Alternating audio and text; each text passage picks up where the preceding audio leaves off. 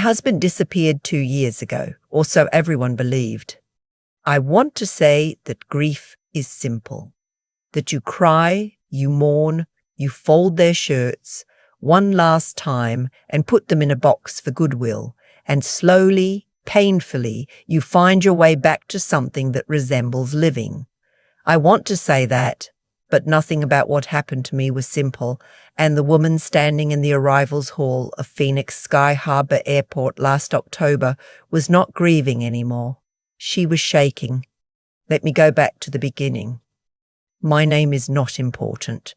What is important is that I was 63 years old, recently retired from 31 years of teaching 4th grade at Elmwood Elementary, and I had been a widow for exactly 22 months when my world cracked open like an egg on hot pavement.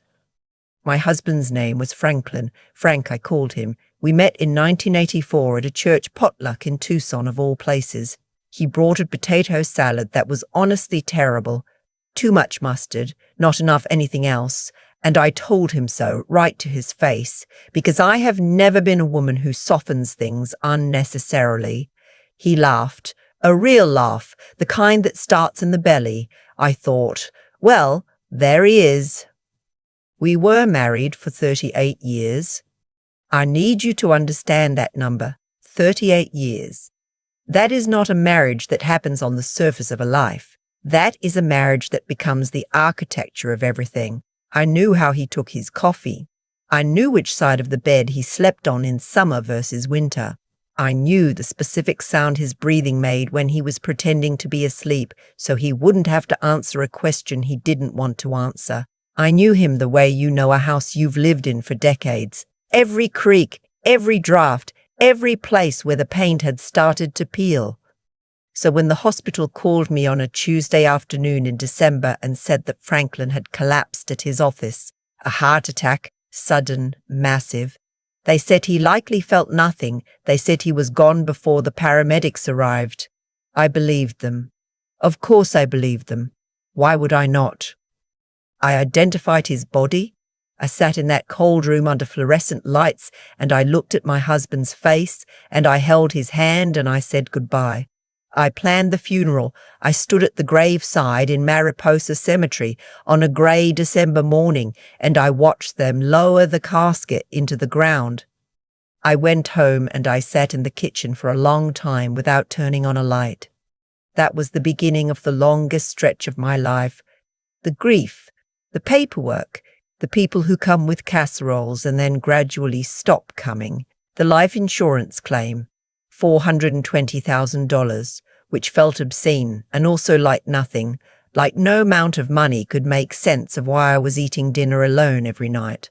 My daughter helped me with the financial stuff. She was living in Scottsdale at the time, about 20 minutes from me, and she came over most Sundays, and we would sit on the back patio, and she would hold my hand and we would talk about her father, and sometimes we would just sit quietly, which was its own kind of comfort.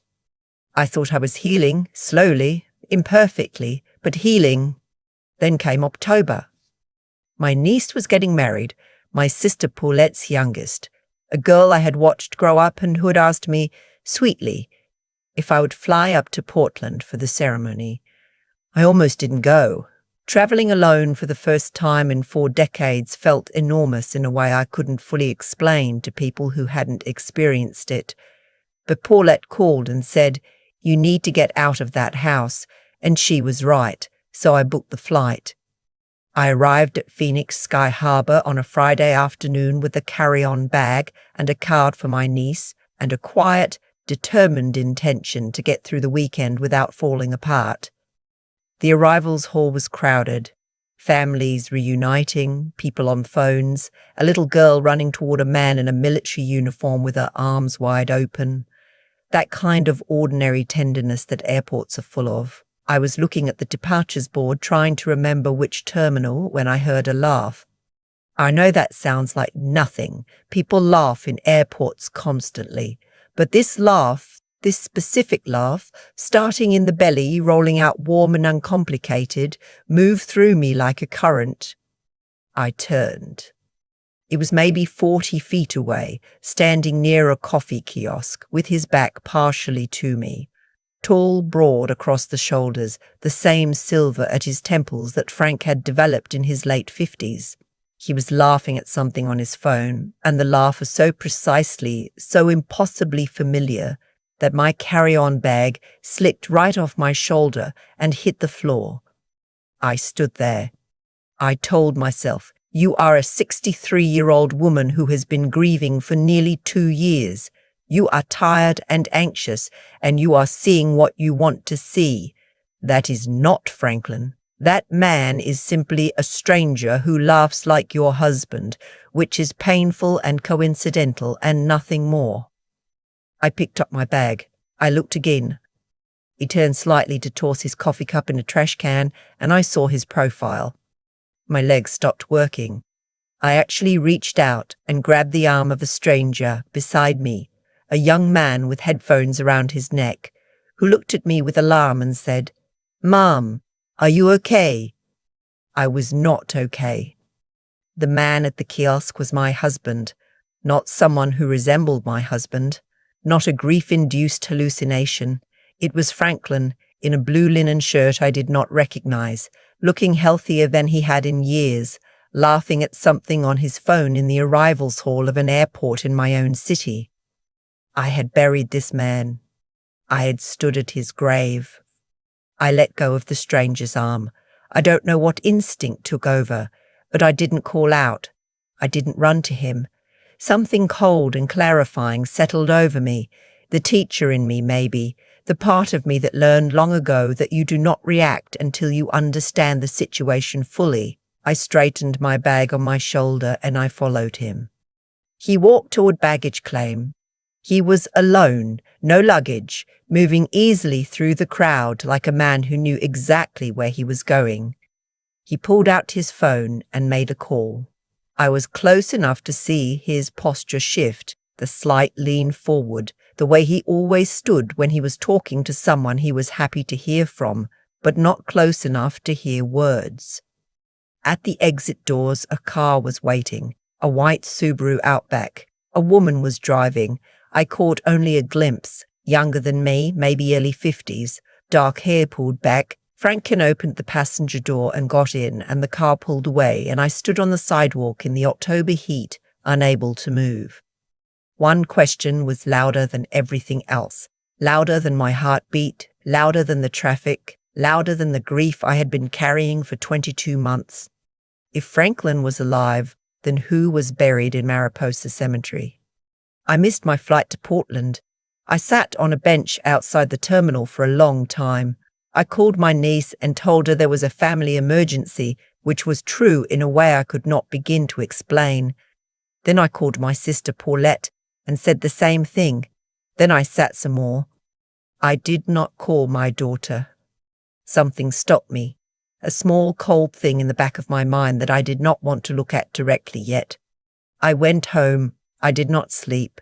I sat at the kitchen table where I had sat in the dark the night Frank died, the night I thought Frank had died, and I thought about everything I knew and everything I didn't know and everything I had simply believed, because there had been no reason not to.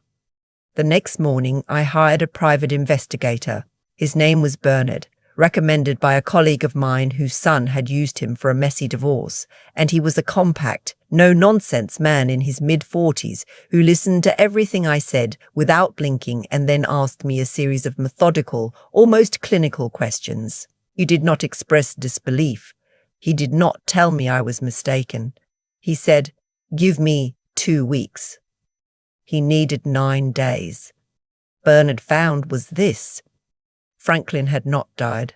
Franklin had, with careful and deliberate planning that must have taken months, arranged to disappear.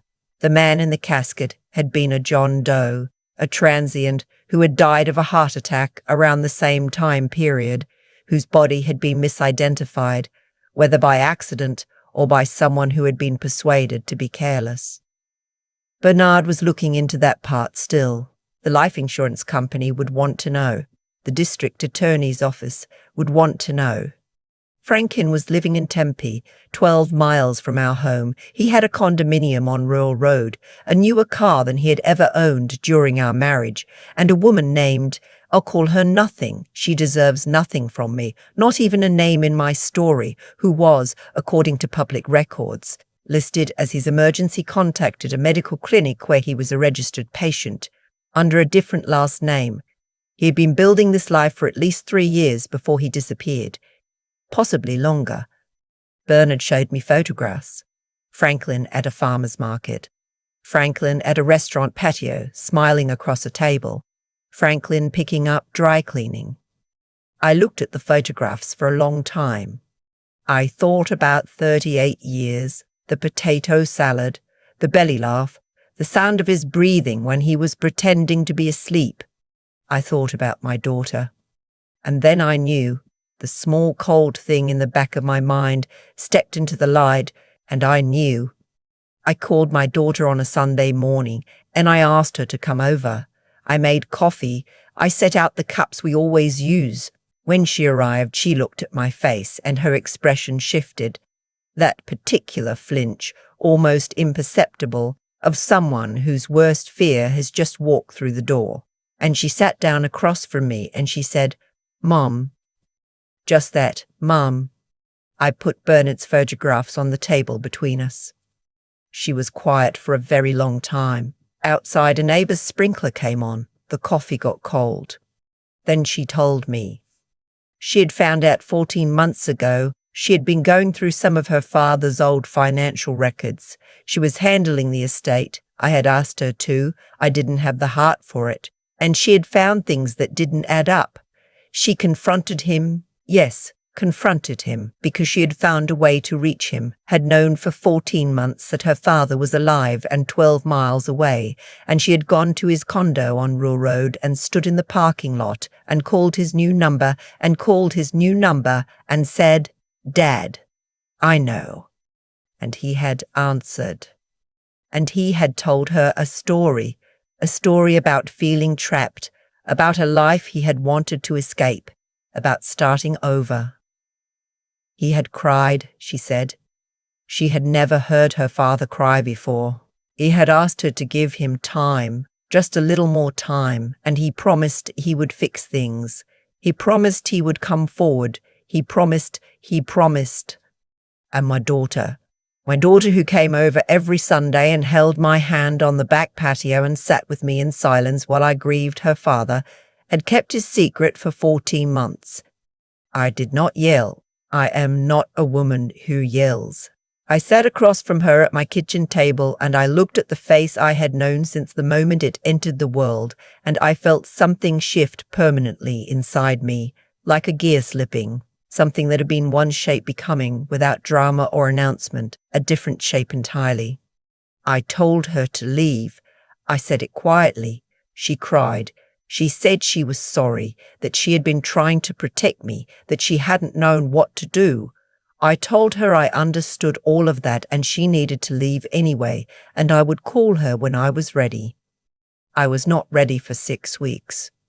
In those 6 weeks, Bernard finished his investigation. I turned everything over to a lawyer, a woman named Nothing You Need to Know, who came recommended by a friend from school and who looked at the evidence with the expression of someone who has seen a great deal and is still capable of being surprised. She said the word fraud several times. She said insurance fraud carries federal implications. She said my husband had made an extraordinary number of criminal mistakes and that the only question was whether I wanted to pursue all of them or only some of them. I said all of them. Franklin was arrested on a Wednesday in January quietly, without drama, at the condominium on Rural Road. The insurance company filed their own charges. The DA's office took the misidentification of the John Doe very seriously. His girlfriend. I am told she was genuinely unaware of his real identity and legal history. And I choose to believe that, because I have no reason not to, and because it simplifies things, moved out of the condo within the week. I did not attend the arraignment. I had no interest in seeing his face in a courtroom. I had already said goodbye to that face once, in a hospital room under fluorescent lights, and I had no desire to perform that grief again. The $420,000 I had received from the life insurance policy was returned, which meant I had to restructure my finances, which was difficult. But the estate, our house, which was paid off, the retirement accounts, 38 years of accumulated marital assets, those remained mine, and my lawyer was very good at her job, and by the end of it I was solvent and I was free, and I was done. My daughter called in early February. I let it go to voicemail. She left a message that was long and careful and sorry. I listened to it twice. I called her back the following week, not because I had forgiven her. I wasn't there yet, and I don't believe in pretending to be somewhere you aren't, but because she is my daughter, and the situation she was in was genuinely impossible, and I was willing to acknowledge that even if I wasn't yet willing to sit with her on the back patio. We are finding our way. It is slow. It is not the way I would have chosen. What I can tell you is this. There is a quilt I started in the months after Frank died, after I thought Frank died, that I put away when the grief got too heavy to do anything with my hands. I took it out again in March. I am almost finished with it now. It is a pattern called Double Wedding Ring, which I chose before I understood the full irony of that, and I am finishing it anyway because I'm not going to let him take that from me too. I go to my water aerobics class on Tuesday and Thursday mornings at the community centre on McClintock. I have lunch sometimes with a woman from the class named Nothing You Need to Know Yet, who makes me laugh and does not ask careful questions about my past. I went to Portland in April for a belated celebration of my niece's marriage, and I danced at the reception, which I did not expect.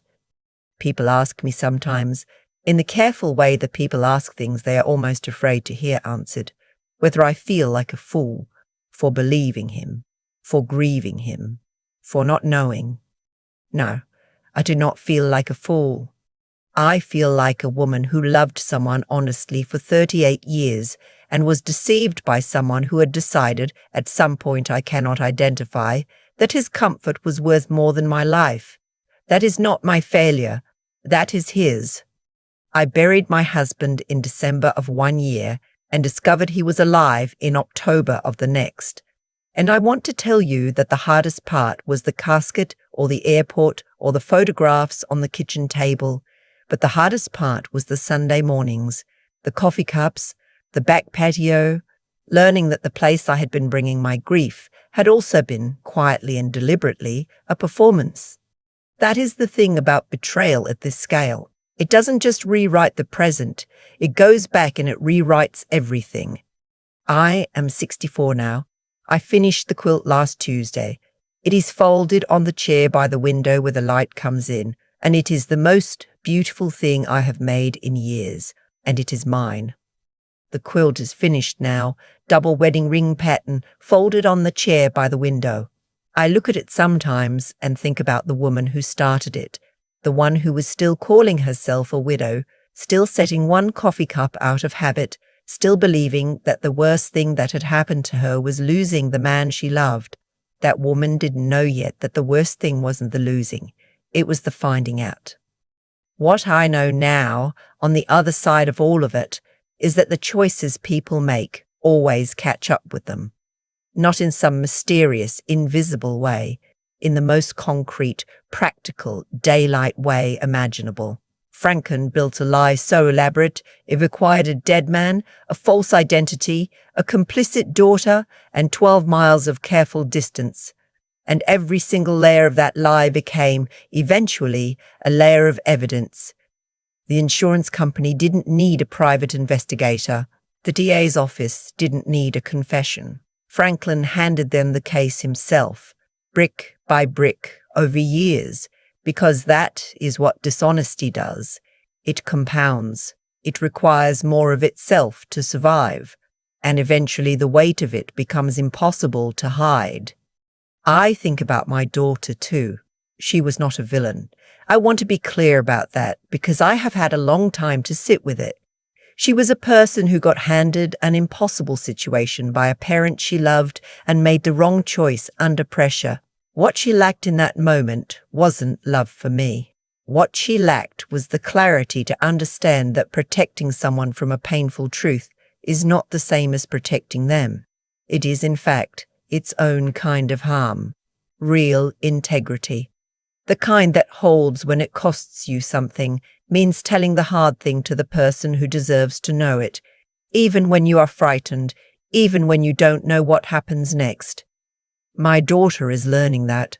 We both are. And then there is what I had to find in myself. When Bernard put those photographs on my kitchen table, I had two choices.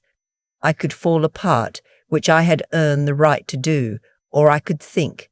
I chose to think. I chose to look at what was in front of me without flinching, to ask the questions I didn't want the answers to follow the evidence wherever it led, even when it led somewhere that broke my heart. That clarity, the willingness to see a thing as it actually is, instead of as you wish it were, that is not something anyone gave me. It is something I had to choose repeatedly over months when every easier option was available. And the getting back up. I want to talk about that because I think it is the part people underestimate it. It is not dramatic. It is a Tuesday morning water or books class. It is finishing a quilt you almost put in a box forever. It is calling your niece back and getting on a plane and dancing at a wedding reception when you did not think you would feel like dancing ever again. Resilience is not a feeling. It is a series of small, deliberate decisions to keep moving even when moving feels absurd.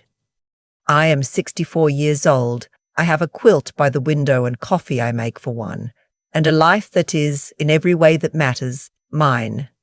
That is enough. That is more than enough.